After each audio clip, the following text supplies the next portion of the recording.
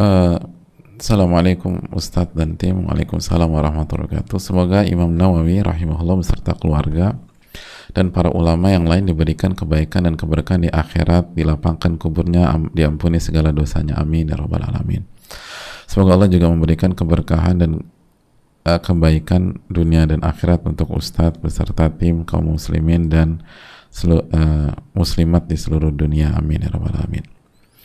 Ustadz, biidznillah saya baru rutin belajar ilmu agama setiap hari baru beberapa bulan terakhir di tahun 2021 ini, alhamdulillah. Tapi semakin saya belajar, semakin kerasa banyak PR yang harus saya benahi dari diri saya. Sampai akhirnya merasa berat dan bingung mulai dari mana membenahinya. Ada rasanya ingin keluar dari kajian aja karena takut nggak bisa mengamalkannya. Takut cuma jadi maklumat, astagfirullah. Maklumat itu hanya sebagai wawasan teori yang tidak diamalkan. Tapi kita nggak boleh putus asa dari rahmat Allah ya Ustadz. Saya harus bagaimana supaya ilmu bisa membuat hidup jadi lebih ringan dan tidak sesak karena merasa terlalu banyak PR. Mohon nasihatnya Ustadz, jazakallahu khairan. Ya gini aja jamaah, makasih pertanyaannya. Punya PR yang numpuk kan bukan hal yang baru dalam kehidupan kita, betul nggak sih? Waktu kita sekolah dulu, waktu kita kuliah, pernah nggak ngadepin hari-hari yang banyak banget PR-nya? Nggak pernah, Mas? Oh, pernah. Kalau nggak pernah, pertanyaan berikutnya sekolah nggak dulu gitu ya? Ternyata nggak sekolah. Tapi nggak apa-apa juga sih kalau yang selama tetap belajar. Nah, ketika kita berada di hari-hari yang banyak PR, banyak tugas, ketika kita sekolah atau ketika kita kuliah, solusinya apa tuh? Keluar dari sekolahan, keluar dari kampus, biar nggak banyak PR lagi. Aduh, kayaknya PR gue banyak banget. Terus rencana lo apa? Gue mau keluar aja deh. Itu bukan solusi. Itu talbis iblis. Itu talbis iblis. Kata para ulama, isbir ala murri ta'allum, atau man lam yasbir ala murri ta'allum falyasbir ala murril jahal, atau man lam yasbir ala alami ta'allum falyasbir ala alami al-jahal.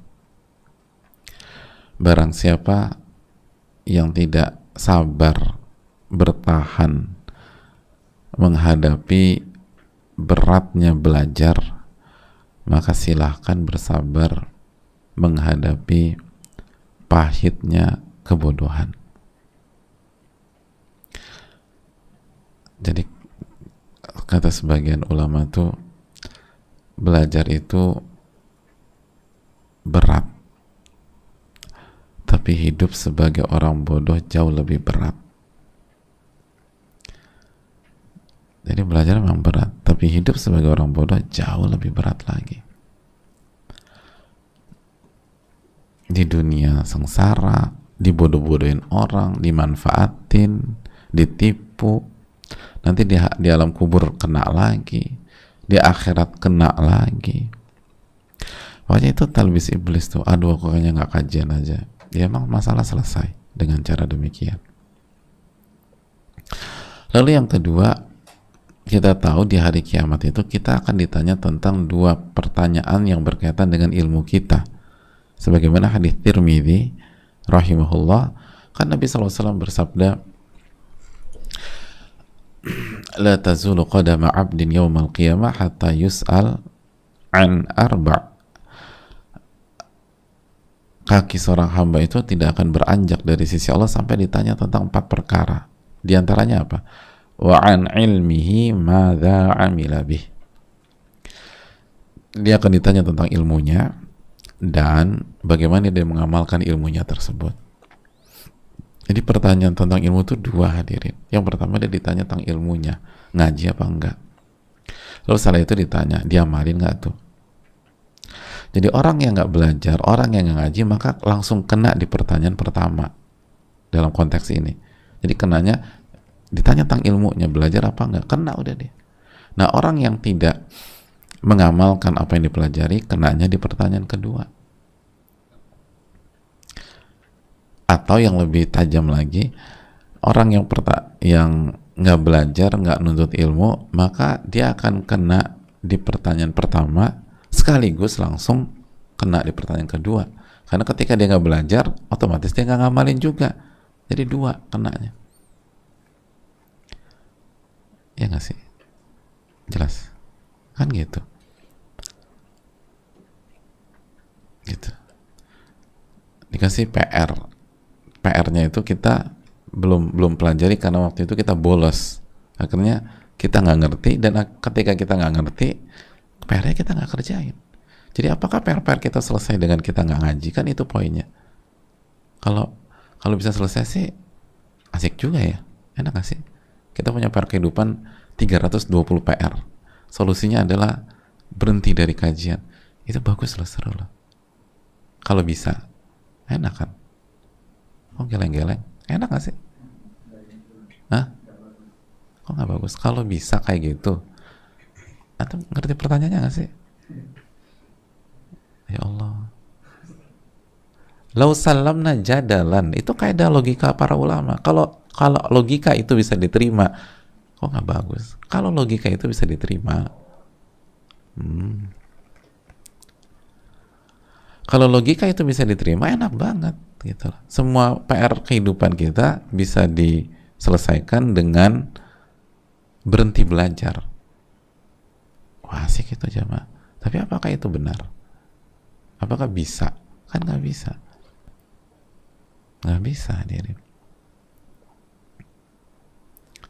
Berarti itu bukan cara berpikir yang Allah anugerahkan, itu bisikan syaitan. Karena dengan kita berhenti belajar,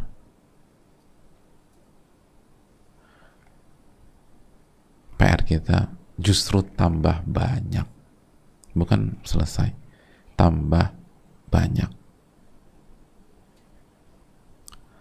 justru tambah banyak, dan nggak ada yang selesai juga, nggak ada yang selesai juga. Oleh karena itu, hadirin Allah muliakan, solusinya adalah minta pertolongan sama Allah. Lalu yang kedua, frekuensinya diatur. Tidak belajar itu sebuah kesalahan. Belajar terlalu banyak dan tidak mengatur frekuensi, semua kajian diikuti, semua ditonton, itu juga bukan hal yang bijak. Tapi diatur gitu loh.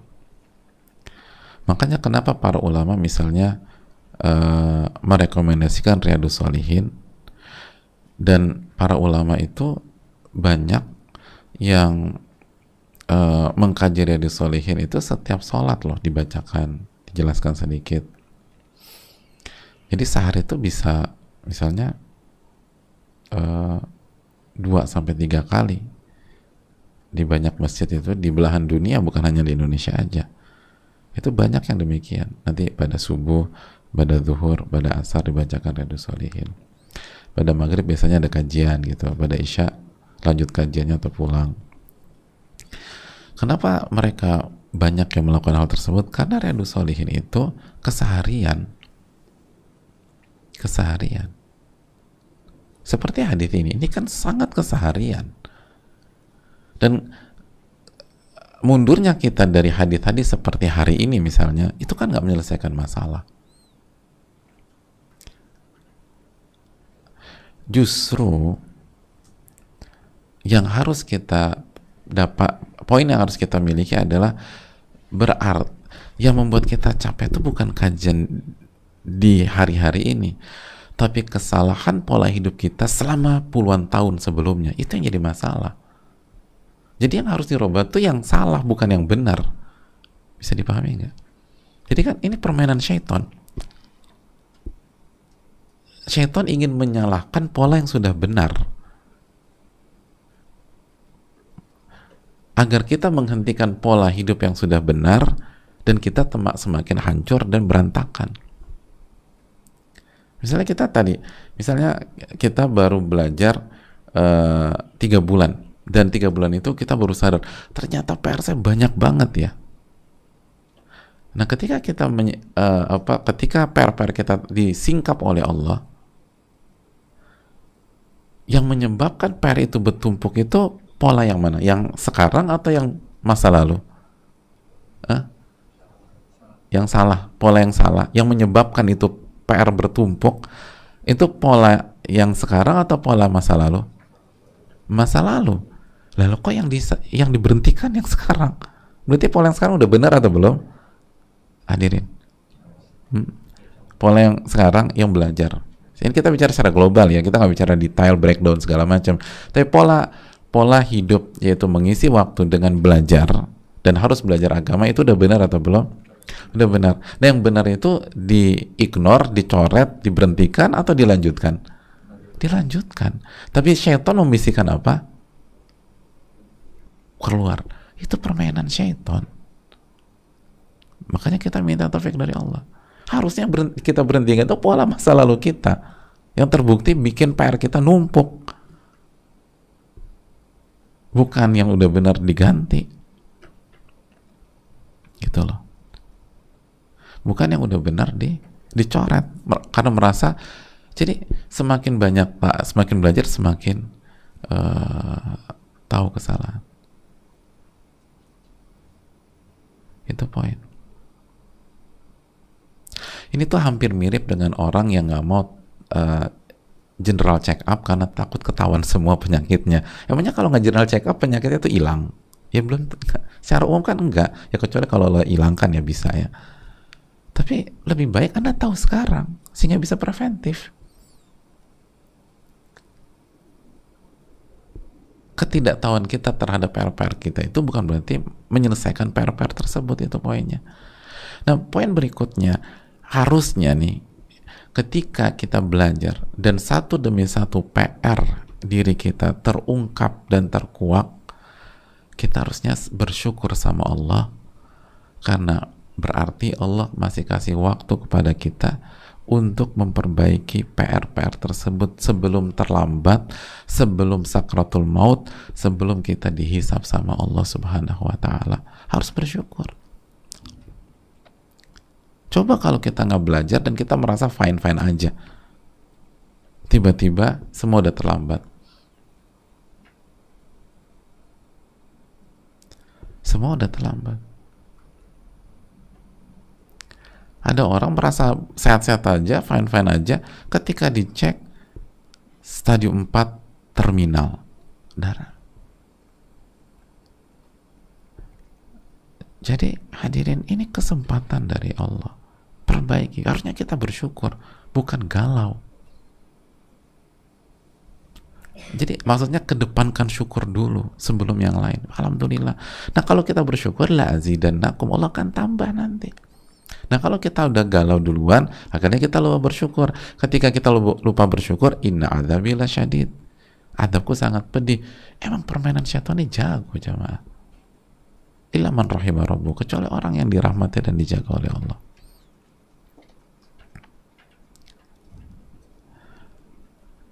Hanya Allah yang bisa membuat tipu daya mereka itu, syaitan-syaitan itu jadi lemah.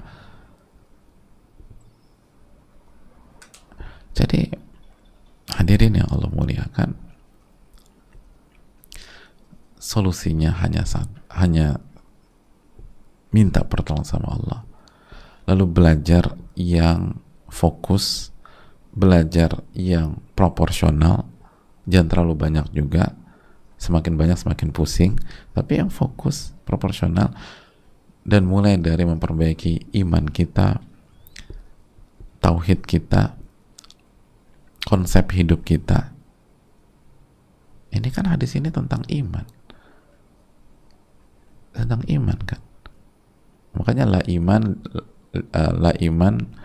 liman la amanata lahu, kan. Tidak ada iman bagi orang yang tidak amanah. Lalu yang berikutnya diamalkan. Dan kayak misalnya kajian kita kan nggak banyak, cuman secara umum satu hari satu ayat atau satu hari satu hadis. Kalau hadisnya panjang kita potong-potong lagi. Sedangkan kita dikasih 24 jam. Dan bertahap aja, perbaiki bertahap sambil minta pertolongan kepada Allah. Wallahu ta'ala bishawab.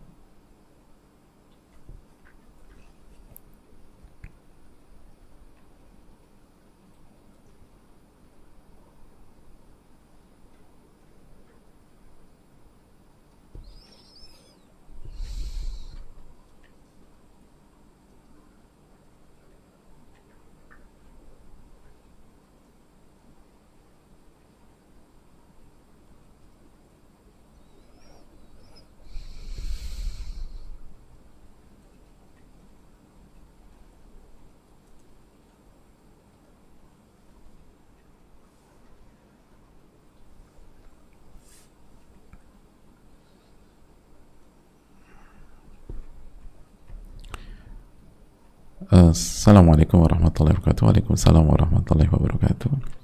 Bismillahirrahmanirrahim. Semoga Allah senantiasa mencurahkan rahmatnya untuk Al-Imam An-Nawawi rahimahullah beserta keluarga, guru-guru beliau, dan juga Allah senantiasa memberikan rahmat dan keberkahannya untuk Ustadz beserta keluarga dan tim, dan serta dianugerahkan taufik dan hidayah untuk kita semua kaum muslimin dan muslimah dimanapun berada. Amin ya rabbal alamin.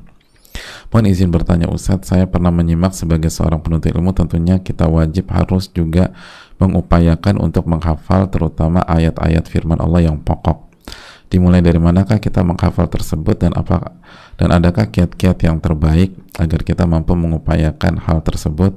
Dan afwan Ustadz, salahkah dengan diri ini yang tidak suka dunia persaingan dan lebih memilih mundur ketika ada persaingan yang tidak sehat dalam hal apapun juga? Syukran dan jazakallah khairan. Hadirin yang Allah muliakan,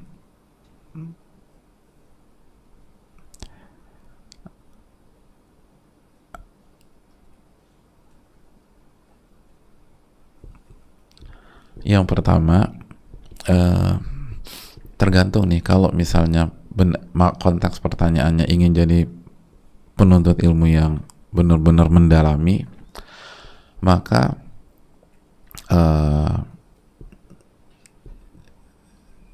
yang paling strategis adalah mencari guru yang bisa membimbing hafalan, dan guru itu yang akan menentukan karena, dan bukan hanya menentukan tapi mentalkinkan itu penting, karena cara yang terbaik dalam menghafal itu ditalkinkan sama guru sehingga bacaannya benar dulu, lalu setelah itu mulai menghafal, baik itu menghafal Quran atau hadis Nabi SAW atau bahkan matan ilmiah. Itu metode seperti itu, bukan langsung hafal sendiri, enggak, ditalkinkan sama guru, dituntun, dibacakan sama gurunya bagaimana cara baca yang benar, lalu muridnya mengulang sampai benar, begitu benar baru start menghafal. Jadi peran guru itu sangat vital dalam dunia menghafal jika kita menggunakan metode para ulama. Adapun kalau maksudnya kita sebagai orang awam, sebenarnya metodenya sama, cuman mungkin nggak seberat itu, nggak sedalam itu. Maka mulailah dengan ayat mufassalah. Itu nasihat para ulama, ayat mufassalah, atau surat mufassalah, surat mufassalah. Jadi mulailah dengan surat-surat mufassalah, simpelnya start dengan juz 30. Surat mufassalah itu surat-surat pendek, surat-surat pendek. Di antara alasannya karena surat-surat itulah yang secara umum hidup bersama masyarakat umat Islam yang umum dengan sholat-sholat mereka, Jadi yang paling banyak dibaca dalam sholat adalah surat Mufassalah. Jadi mulai dari itu, juz 30. Dan caranya juga kalau bisa demikian, cari guru, dibaca, ditalkinkan satu ayat, dibaca benar baru dihafalkan terus begitu. Itu yang cara terbaik. Jadi mulai dari, kata para ulama, mulai dari surat Mufassalah. Ini dijelaskan oleh Syekh Abdul Salam Asywair, Syekh Shalih Utsaimin, dan para ulama-ulama yang lain, mulai dari surat-surat Mufassalah. Wallahu ta'ala bishawab.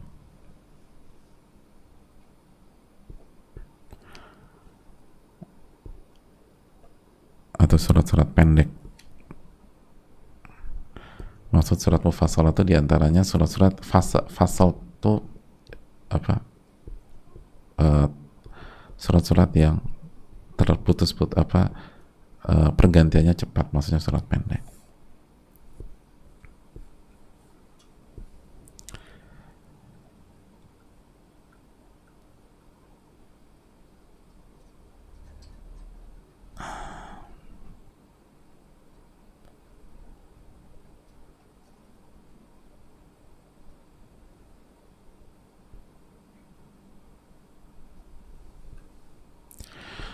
Assalamualaikum warahmatullahi wabarakatuh. Waalaikumsalam warahmatullahi wabarakatuh. Semoga Imam Nawawi, Ustadz dan keluarga tim hafizahumullah, para ulama hafizahumullah, seluruh kaum muslimin senantiasa Allah subhanahu wa ta'ala jaga dan lindungi, amin ya rabbal alamin. Mohon nasihatnya ya Ustadz, hafizakumullah wa iyyak. Bagaimana jika seseorang belum maksimal dalam menjalankan beberapa amanah, tapi alhamdulillah di saat yang sama Allah terus berikan amanah tambahan sehingga ada yang terbengkalai? Jazakallahu khairan, barakallahu fikum. Pertama, minta pertolongan kepada Allah. Terus yang kedua, coba selalu muhasabah. Apakah ini masih dalam limit kemampuan kita, tapi kita belum maksimal aja? Jadi keterbengkalan kita tuh karena apa nih? Apakah karena kita belum maksimal? Dan kalau kita maksimal, semua insya Allah bisa di cover, atau memang ini di atas limit kita? Kalau di atas limit kita, kita harus katakan tidak. Balil insanu ala nafsi basira. Setiap orang, atau balil insanu ala nafsi basira, manusia itu tahu tentang dirinya. Jadi coba evaluasi kita, ini sesuai limit kita atau tidak. Terus yang berikutnya, musyawarah dengan guru kita, dengan senior kita, atau orang yang tahu limit kita, yang tahu kualitas kita tuh sejauh mana. Dan yang paling enak musyawarah sama guru kita, atau senior kita, atau orang-orang yang punya pengalaman jauh di atas kita, biar bisa ngelihat blind spot kita atau limit kita. Kalau mereka bilang nggak, ini udah kebanyakan buat Anda, udah berhenti dulu, kerjakan yang ada. Tapi kalau nggak, sebenarnya bisa kok, tapi cuman coba evaluasi deh, ini masih ada waktu kosong, di sini waktu kosong, di sini waktu kosong, coba ini di semua waktu kosong tuh diisi, insya Allah semua Allah selesaikan. Ternyata benar. Jadi musyawarah itu penting. Jadi minta pertolongan sama Allah, muhasabah, lalu musyawarah. Karena diri kita ini ada limit. Dan salah satu nasihat ulama dan ahli ilmu, jangan bermain di atas limit kita. Nah, kalau kita belum ngerti, musyawarahkan, tanyakan. Ini yang bisa disampaikan. Jazakallahu khairan. Subhanakallahumma wa bihamdika, asyhadu an la ilaha illa anta, astaghfiruka wa atubu ilaik. Rabbana taqabbal minna.